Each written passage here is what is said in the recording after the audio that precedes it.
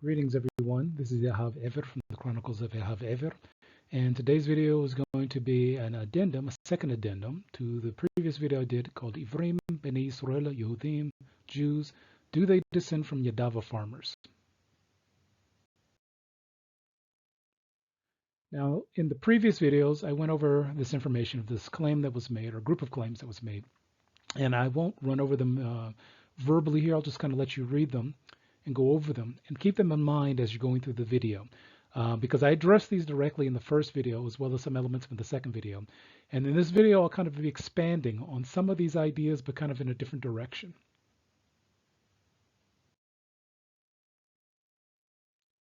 Now, what's important to note here is that when dealing with ancient history of the ancestry of modern day Jews, of all of us who are Jewish today, there are three episodes of history that have to be related to, and this comes from our both written and oral textual histories.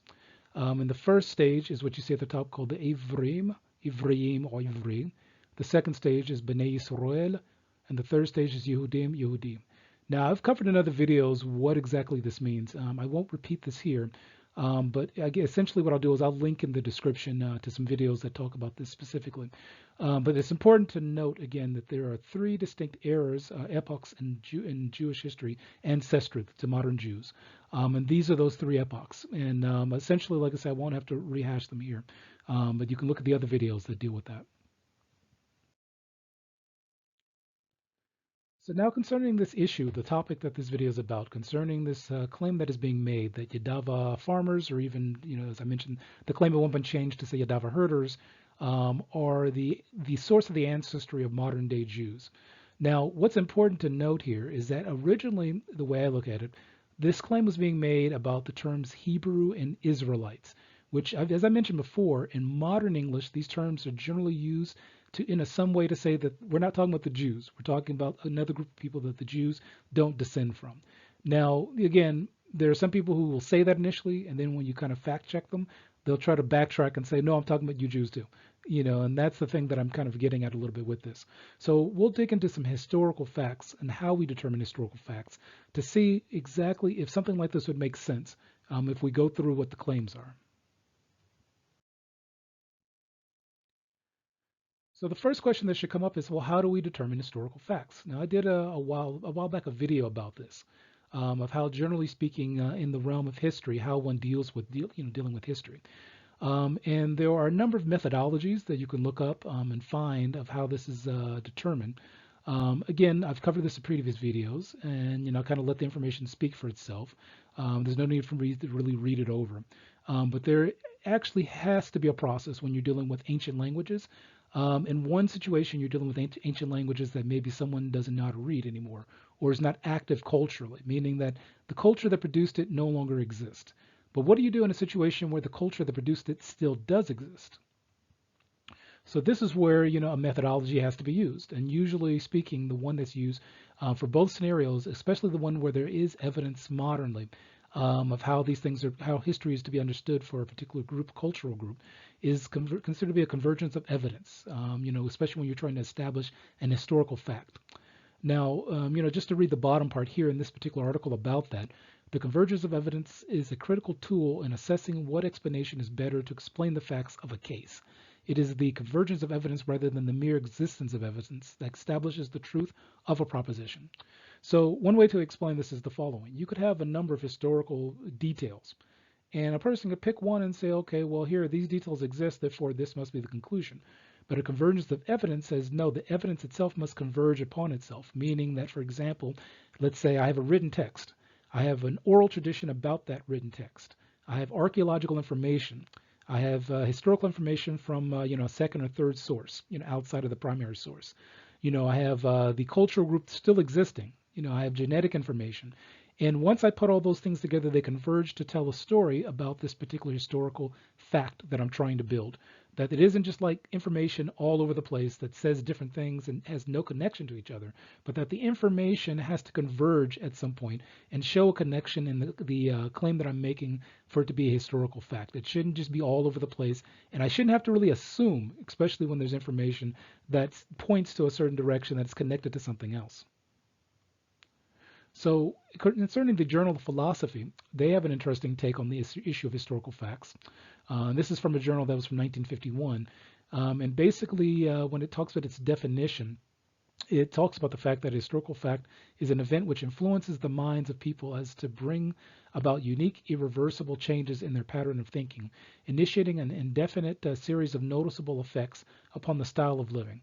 This definition must be considered both in light of what it includes and what it excludes. What this would mean is the following. Let's say you have information of a written text that says certain things, and you say, okay, I'm going to make a conclusion based upon what I think this written text says. But what if you have an oral tradition that contradicts, your conclusion about that written text?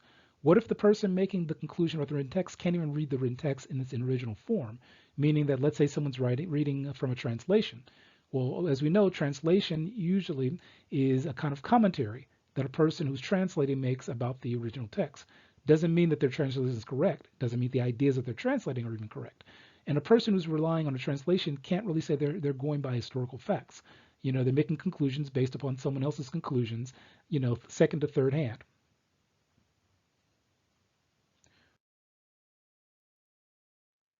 So now what I want to do is deal with some more information about how do you identify historical evidence. And one of the things I found from the University of Wollongong of Australia is some information they provide about essentially how you identify historical evidence of something. And again, you can look this up and read it on your own. When it says, like, for example, when you want to research a topic from the past, it's important to have some understanding of the type of information you might expect to find in historical records. So that's a given, for example.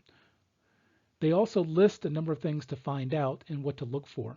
And I find this is very critical because what you sometimes have, especially now in the kind of modern age of YouTube, of also Wikipedia and things like that, is that people will sometimes use that information and think that they're an expert in something without ever having to, let's say, for example, learn a language to become an expert in something. And this is especially true on this topic because the person that kind of motivated these videos I'm doing, at one point, I challenged them about the idea that they can't read Hebrew, they can't read Aramaic, they don't know Akkadian, they don't know the local languages that would be necessary to basically make a conclusion on these kind of topics. So it's kind of like, well, how can you be a scholar in any of these areas? How can you make a conclusion in these areas, or even a hypothesis without having to learn these languages? And this information tells us how you actually would have to go through and actually determine these kind of things for historical evidence, for example.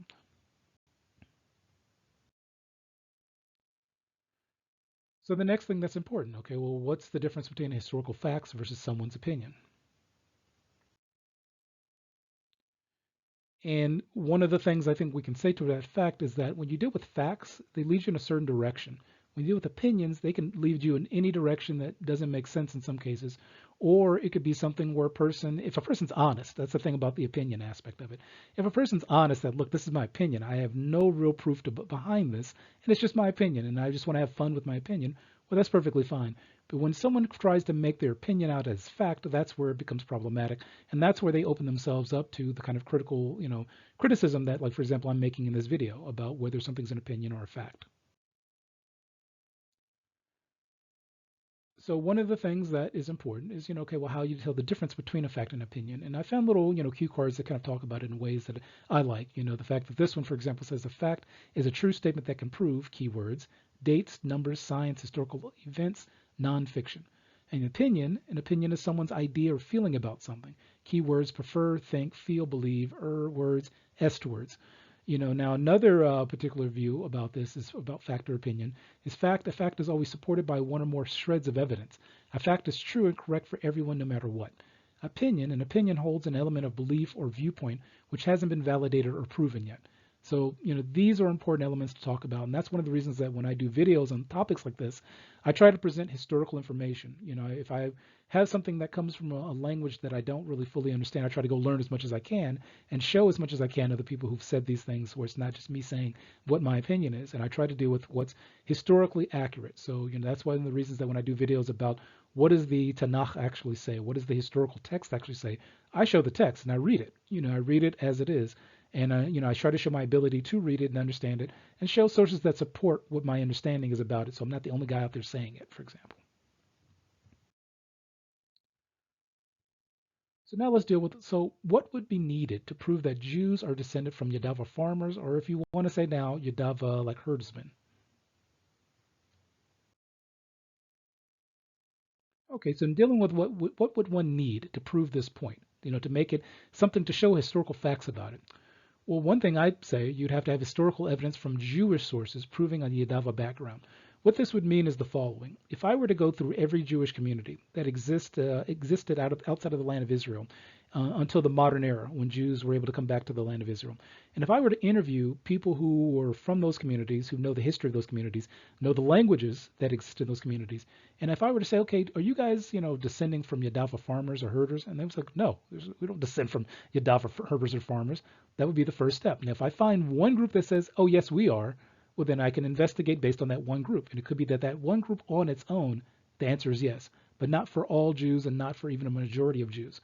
Now, again, that's important because, if we're talking about a group that exists even in the modern era, well, you can't claim someone's ancestry about something when you have no idea who they are, and you can't claim it when they know their history better than you do, for example, and they have the ability to read and understand their cultural languages and linguistic languages better than someone does. Second, archaeological evidence showing an ethnic Jewish presence in Yadava.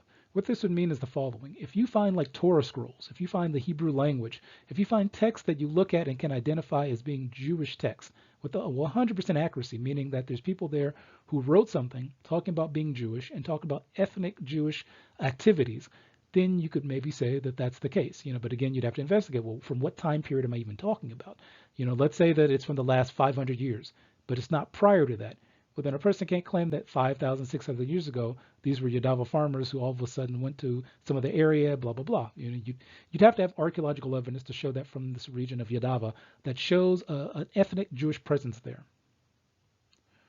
You'd have to have overwhelming genetic evidence showing Jews and Yadava people are genetically linked.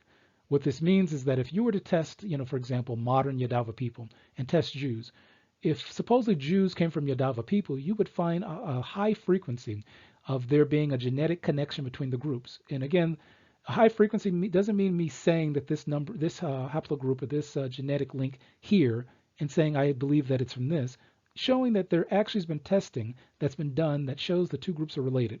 That there's a connection that goes back either 5,000 years, 2,000 years, maybe 500 years, maybe 50 years. And you'd have to show that for the majority of Jews, meaning that you would have to go to every ancient Jewish community, and especially the ones that were isolated from a lot of places for a couple thousand years, and show that they have Yadava genetic links between them and Yadava people.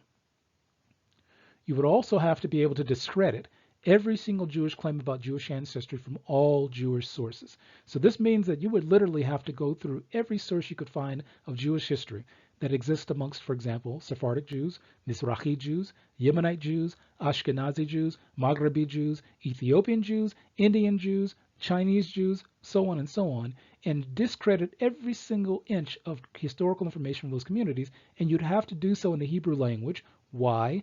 Because the vast majority of Jewish information has historically been written in the Hebrew language, even until the modern day. For example, there's a number of histories about the Jews of Yemen that you won't find in English. You just literally won't find it in English because most people haven't thought about translating them in English, and it hasn't been of interest to the Western world. So there's a lot of Jewish histories that are written specifically in Hebrew and are transmitted even to modern day in Hebrew. So let's look at this from the Indian side of things. I did a little bit of research, and again, I'm not saying I'm an expert in Indian culture, but I looked into this whole Yadav thing, and literally every place I looked at, I couldn't find anyone who put together any information about India claiming that Yadav people are the ancestors of modern day Jews or even ancient Jews, or even ancient Ivrim or ancient Benei Yisrael. Couldn't find anything. Literally the claim is only being made by one person, literally. And it's one of these claims that, in about 100 years, probably won't even exist anymore. And then I looked, when I look in terms of Yadava history, there's no connection between the history of the Yadava region to anything that you can call the Ivri or anything you call Benei Yisrael or Yehudi or, Jewish in any way. You look and you find all these things that have no presence of Jewish ethnicity within the description of any of this information. Now, what's important to note is that, okay, well, let's look at DNA. We talked about DNA. When I looked into the information of DNA testing that had been done amongst Indian peoples, I found the following information. I found things that seem to say that basically most Indian groups have a connected genetic, background. I couldn't find anything that showed that Yadav people were somehow different from the rest of Indian populations, and I couldn't find anything that linked Yadav people to like, Jewish people at all. In any of these tests that were being done. Um, I would have expected, if that were the case, that somewhere there'd be some genetic test somewhere done saying that the Yadav people have a genetic makeup that's connected to, like, let's say, Sephardic Jews, Mizrahi Jews, Yemenite Jews, Ethiopian Jews, Ashkenazi Jews, but don't find anything like that. And if you go back to the first video, the claim that had been made about a particular haplogroup, I showed how that haplogroup is basically like only 1% of Ashkenazi Jews when it's found, and that whole group is not something like that originates from India itself. It's found all over the place. In different like locations like the Caucasus, for example, in different areas. Including other parts of Asia. That it isn't something very specific to the Indian region. Now, getting a little bit further into the details here, one of the things concerning this whole genetic testing in India, I found the following information, which you can kind of read through yourself. I mean, I'm not a geneticist, so I'm just going to let the information speak for itself. And a person who wants to research this can look even further. But again, when you look at like information of DNA testing that's been done amongst Indian groups, you don't see anybody making this connection that we did this DNA testing and it's similar to Jewish groups over here. What you find is that it's basically in different areas around India that you find this information of connection. Further to this point, the highlighted part deals with the Yadav people and the Kalar people, and the same thing. You don't find something that's connecting them to Jewish groups in different regions around the world. Now again, when we look geographically, if you take the Torah in Hebrew, you take the entire Tanakh in Hebrew, you don't find anything that even matches like the geographic region of the Yadav being discussed in any of the texts. They take it in Hebrew. I mean, again, someone can make any claim they want about an English translation that they read from, and the person making this claim is actually trying to make this basis upon English Christian translations. So, so let's be historically accurate and consider the following. If the question is, how do you identify Jewish ancestry in the first place, then we have to have some kind of measure based upon what I mentioned earlier of how that's done.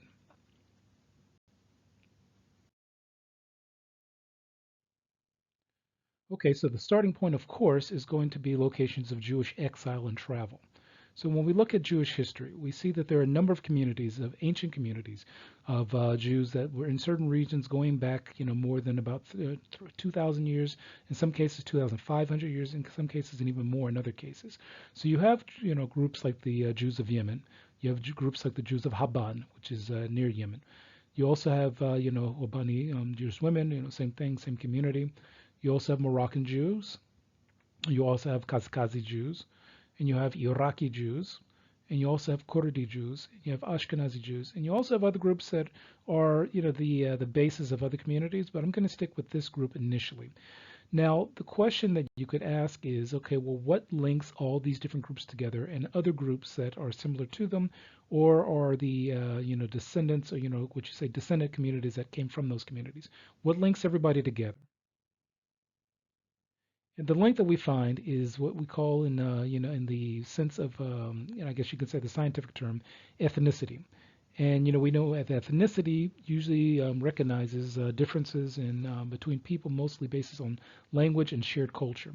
So the shared culture we find amongst people who would be Ivrim, Benei Yisrael, and Yehudim is what we find in the written text of the Torah, as well as the oral Torah. So it's like saying if I were to go to Yemen and look and say, okay, where's the Bet Knesset? Now someone who's not Jewish wouldn't know what a Bet Knesset is. But if immediately the community says the Bet Knesset is over there, and I walk inside and I say, okay, well, where's the Sefer Torah? And they pull out a Torah that looks like what you see at the top, the scroll at the top. And if I read the first line of the Torah and it says what you see in the middle there, and then if I look further and say, okay, well, where are your tefillin? And they pull out tefillin, and where are your tzitziot? And they pull out tzitzit, and it's like, how do you do a sukkah? And they do a sukkah. And if I say, how do you build a mikvah? And I take all that information and go around the different Jewish communities. And if I look in archaeological sites and say, okay, well, I just found a scroll that says these things. I just found this box that has these 4 compartments in it that has these things. I just found a group of strings that look like this. I just found a mikvah. So that's the kind of thing that we want to find, or we would have to find, if we're trying to say that we are looking at the ethnicity of the ancestry of Jewish people. And that's something that you can find throughout Jewish history in locations where every location where Jews are exiled, as well as in the land of Israel itself. Now, interestingly enough, I looked into some archaeological research in the Yadava region, and you don't find any of these things there. Meaning that if you were to try to find ethnic Jews in those regions, you don't find any of that there. You don't find anything that would allow you to know that, these were Ivrim, or these were Benei Yisrael, these were Yehudim, these were Jews. And like I mentioned in the previous videos, the Jews who did end up in India came at a later time and are not their origin is not from there. And no Indian around them ever claimed that ever was. That's what's also interesting. That when you look at histories written about the Jews, that were in India, whether it be the Kochini Jews or the Bombay Jews, you don't find anyone around them saying, "Hey, you guys were in the Yadav originally." So also when dealing with ethnicity, DNA comes into play nowadays. Now that there's the possibility of checking. So one of the things that's interesting, again, if this claim is that modern day Jews descend from, peoples who are from the Yadav, you would expect to find DNA connections between modern Jews and the Yadav. Now the person who made this claim was trying to make a claim based upon what I mentioned in the first video, but then when you look up the information, you don't find any of the DNA research being done showing that the origin of the Jewish people is from the Yadav. You find something completely different altogether. So paternal line, you can see that it says here approximately 35% to 43% of Jewish men, or of the paternal line known group of haplogroup of J, and its sub-haplogroups. Now, you go a little bit further than this, and again, you would expect somewhere in here that somebody would say, when tested, we also find connections amongst people from India and Yadav. But you don't find that as being something where people are saying, okay, the origin of the Jews is from the Yadav because DNA shows that to be the case. So you keep going with it, and the same studies that talk about this, the additional studies, in a study of Israeli Jews from different groups, Ashkenazi, Kurdi, North African Sephardi Jews, and Iraqi Jews, and Palestinian Muslim Arabs, more than 70% of the Jewish men and 82% of the Arab men whose DNA was studied had inherited their Y chromosomes from the same paternal ancestors who lived in the region within the last few thousand years. So again, this refutes this whole idea of the Yadav claim, because as we looked at with the Yadav DNA testing, you don't see any connection here to Jews here. And further in the last part that's highlighted, it says the same study noted, in comparison with data available from other relevant populations in the region, Jews were found to be more closely related to groups in the north of the Fertile Crescent, Kurds, Turks, and Armenians, than to the Arab neighbors. So again, this basically proves out the information, and there's nothing to this claim of the Yadavi ancestry. But let's go even further. Let's look at what it says about the Y-DNA of Indian Jews. Now, it starts out talking about the genetic analysis shows that the Benei Israel of India, which was a group who had, essentially, claimed Jewish ancestry and had lost contact with, keeping the Torah for a number of centuries until the rabbi, I think it was maybe about 200 years ago, was able to come back and teach them how to keep Torah again. It says that they cluster with the indigenous populations of Western India, but do have a clear paternal link to the populations of the Levant. A recent, more detailed study on Indian Jews has reported that the paternal ancestry of Indian Jews is composed of Middle East specific haplogroups E, G, J, XJ2, and I, as well as the common South Asian haplogroups RH1A, HLM11, R2. So you'll notice here that essentially this proves out the point that I was making earlier, that what you find is that when you start testing Jewish communities outside of India, you don't find this anything showing that they're connected to anything in India. But when you check Jewish groups who moved to India, that had been exiled either because of the exile or because of trade, what you do find is that they mostly have a Middle Eastern connection, and then they have a connection that's South Asian, but which would make sense based upon marrying local women and things like that. So again, this proves out the point that I was making, that we don't have this what you would expect, huge cluster of DNA testing showing that every single Jewish population has a connection back to the Yadav. And what you find here is it's not even that even the Jews of India don't have this huge connection back to the Yadav.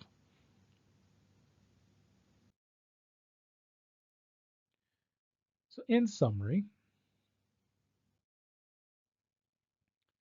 Now, I mentioned this in the previous two videos. Again, in this connection to this idea that if we're going to go this route, because I looked at the video that the person did on this in response to my first video, and they didn't provide any like historical, linguistic information that you can look at and say, okay, well, the Jews 2,000 years ago said that they came from the Yadav, or that there's this Hebrew text where it talks about the Yadav, and you don't find anything like that. And the person never can show you how they can read a Hebrew text or an Aramaic text, translate it, for themselves, and this is something that when I, discussed this with them, they actually, admitted that they didn't know Hebrew and Aramaic. So I just, like I said before, let's take the same kind of thinking and apply it to something here. So as I mentioned in the previous videos, let's just say that India is in East Africa. That Egypt is actually where India was, and everybody there doesn't know what they're talking about. This is the same kind of claim. I could say, okay, well, in India, I'm sorry, you don't understand Sanskrit like you think you do, and your histories actually come from, East Africa, and you just got your names mixed up. You got your information mixed up. Now, that's one way that I could be silly about this, and I would never say that because, again, if I can't read Sanskrit, I'm not an expert or even able to make a claim about something like that without that kind of firsthand knowledge of being able to fully understand the language. I could teach myself a couple words here and there and then pretend to be an expert, but that's not the kind of person I am. That's not being honest, to be quite honest. So I could go even further with this. I could say, hey, look, that the people of India are actually from America. Why would I say that? Well, this map here tells me that the American Indian tribes, being, Yadavas, in Texas, so therefore people from India are actually descended from Indian tribes in America because of the term Indian. I don't need to look at any text. I can ignore DNA testing. I can ignore everything that is out there, and the proof is overwhelming that this is the case, just because I say so. Not because I'm proving to you anything that has any documentation behind it. Not because I'm pulling out something written in India in Sanskrit that says this is the case. Not that I'm pulling anything out that's historical. I'm just going to say this is my hypothesis and that's what it is.